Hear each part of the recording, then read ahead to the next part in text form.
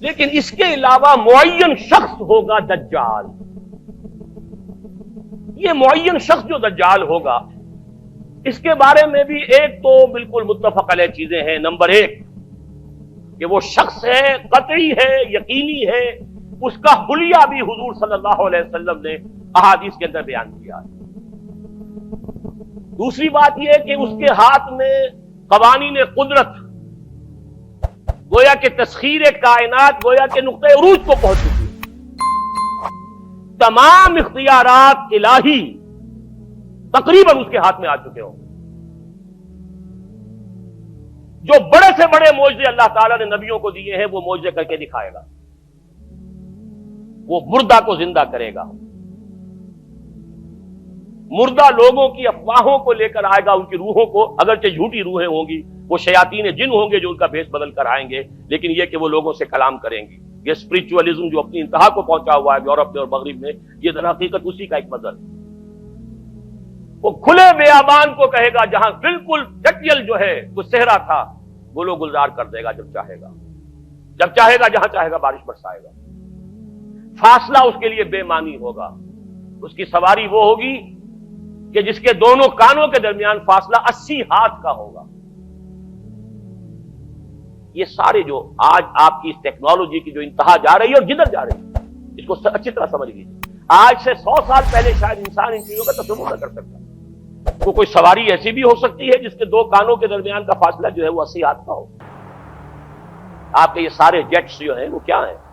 ان کے رڈارز جو لگے ہوئے ہیں، دونوں کان ہیں ان کے. اس کا ایک قدم اگر مدینے میں ہوگا تو دوسرا بیت المقدس میں ہوگا.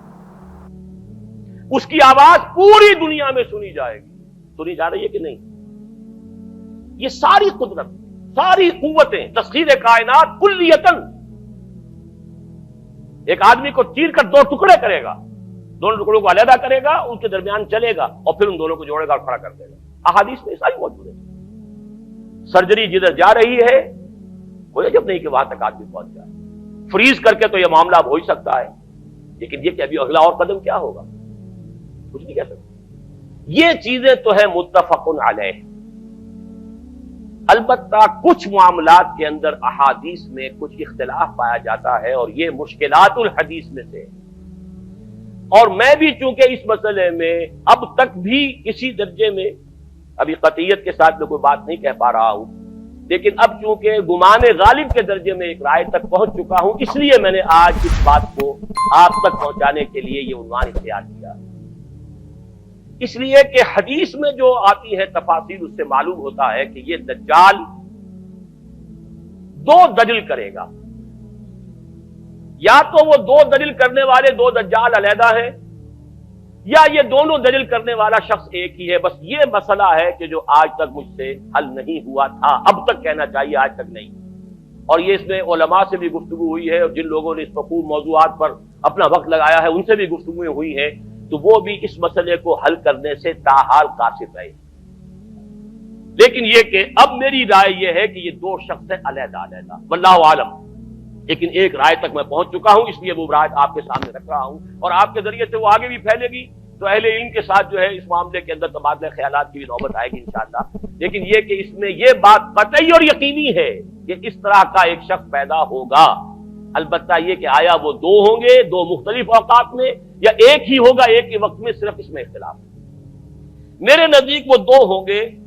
ایک وہ شخص جو جھوٹا مسیح ہونے کا دعویٰ کرے گا، المسیح الدجال. جیسے حضور نے فرمایا میری امت میں 30 دجال اٹھیں گے جو نبی کا دعویٰ کریں گے، جن میں سے 5-6 تو حضور کے اپنے زمانے میں اور آپ سے متصل اٹھ کھڑے ہوئے تھے. بعد میں محمد علی باب ہو، بہاءاللہ ہو، قادیانی اور نہ معلوم کہاں کون اٹھے ہوں گے، واللہ عالم. کسی طریقے سے ایک شخص مسیح ہونے کا دعویٰ کر کے کھڑا ہوگا، یہودی ہوگا. یہ ہے اصل میں وہ شے. اور اس میں جو ان دونوں شخصیتوں کے مابین اگر کوئی ذرا سا اگر ابہام رہا ہے تو میں ایک حدیث بھی نوٹ کر کے لایا تھا، حضرت عبادہ ابن صامت رضی اللہ تعالی عنہ سے ہے، عن رسول اللہ ہے، انی حدثتکم عن الدجال حتی خشیت اللہ تعقلوا. میں نے تمہیں دجال کے بارے میں بہت سی باتیں بتائی ہیں تو مجھے یہ گمان ہوا کہ شاید تم اسے سمجھ نہ پاؤ. یہ اندیشہ خود حضور صلی اللہ علیہ وسلم کو ہوا ہے، اور یہ سنن ابی داؤد کی روایت ہے۔ بہرحال میں جو کچھ عرض کر رہا ہوں کہ میں اس رائے تک پہنچا ہوں کہ یہ دو علیحدہ شخصیتیں ہیں۔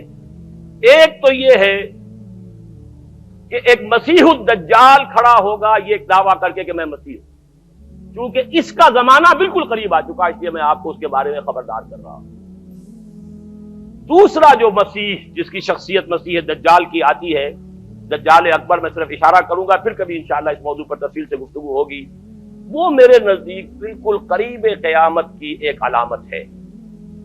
جو خدائی کا دعویٰ کرے وہ جھوٹا خدا ہوگا، یہ جھوٹا مسیح ہوگا، المسیح الدجال۔ الدجال الاکبر وہ ہوگا کہ جو قیامت کے بالکل قریب کی تین نشانیاں ہیں، جبکہ وہ آ جائیں گی تو حدیث میں آتا ہے کہ اس کے بعد کسی شخص کے ایمان لانے کا، توبہ کرنے کا فائدہ نہیں ہوگا۔ ویسے تو علامات قیامت جو ہے ان میں سب سے پہلی میں نے بتایا تھا حضور کی بعثت خود علامات میں سے، اس کے بعد 10 علامتیں حضور نے گنوائی ہیں، اور وہ تدریجاً پوری ہوتی چلی جائیں گی۔ آخری علامات کے لیے حدیث سن لیجیے، عن ابی ہریرہ رضی اللہ تعالی عنہ قال قال رسول اللہ صلی اللہ علیہ وسلم ثلاث اذا خرجنا لا ينفع نفسا ایمانا لم تكن آمنت من قبل او کسبت فی ایمانها خیرا، طلوع الشمس من المغرب وخروج الدجال ودابۃ الارض۔ تین نشانیاں وہ ہیں کہ جب وہ ظاہر ہو جائیں گی تو پھر کسی کا ایمان لانا مفید نہیں ہوگا جو پہلے ایمان نہیں لایا تھا، یا جس نے اس سے قبل اپنے ایمان میں کچھ اعمال صالحہ کی کمائی نہیں کی تھی، یعنی گویا کہ توبہ کا دروازہ بند ہو جائے گا۔ جیسے جب موت کے آثار شروع ہو جاتے ہیں تو توبہ کا دروازہ انسان کے لیے بند، اب جب موت کے آثار شروع ہو گئے اب توبہ کرنا فائدہ نہیں، اس سے پہلے توبہ کا دروازہ کھلا ہوا، معلوم یغرغر، جبکہ وہ موت کے آثار شروع ہو جاتے ہیں، گھنگرو بولنا شروع ہو جاتا ہے، معلوم ہوتا ہے کہ اب جا رہا ہے، اب توبہ بیکار۔ اسی طریقے سے پوری نوع انسانی کے لیے توبہ کا دروازہ بند ہوگا ایک وقت میں آ کر کہ اب کسی کے لیے توبہ نہیں، ایمان نہیں، اور اس کے لیے تین علامتیں بیان ہوئی ہیں، یہ بھی مسلم شریف کی روایت ہے۔ آپ نے فرمایا تین چیزیں وہ ہیں کہ جب وہ ظاہر ہو گئیں تو پھر کسی کا ایمان لانا جو اس سے پہلے ایمان نہیں لایا تھا، اور اپنے ایمان میں اس نے کچھ اعمال صالحہ کی کمائی نہیں کی تھی، اب قتل مفید نہیں ہوگا اس کے لیے ایمان لانا۔ وہ تین نشانیاں ہیں، طلوع الشمس من المغرب، سورج مغرب سے طلوع ہوگا، نظام شمسی میں کوئی اختلال ایسا ہوگا کہ جس سے سورج بجائے مغرب سے نکلے گا، وہ خروج الدجال ودابۃ الارض، ایک زمین سے کوئی چوپایا برآمد ہوگا، بعض احادیث میں آتا ہے کہ مروہ کے قریب سے وہ برآمد ہوگا جو گفتگو کرے گا انسانوں سے، یہ بالکل خرق عادت، یعنی وہ چیزیں کہ جن کا کوئی تعلق اب اسباب جو ہے دنیا کے ان سے کوئی تعلق نہیں ہے، کوئی فزیکل لا سے تعلق نہیں ہے، وہ بالکل معجزے ہوں گے، خرق عادت ہوگا۔ اور خروج دجال، وہ دجال جو خدائی کا دعویٰ کرے گا، اور حدیث میں آتا ہے کہ بہت کم لوگ ہوں گے کہ جو اس کے سامنے رک سکیں گے، اکثر و بیشتر جو کمزور ایمان والے لوگ ہوں گے وہ اسے خدا تسلیم کر کے اس کی پرستش شروع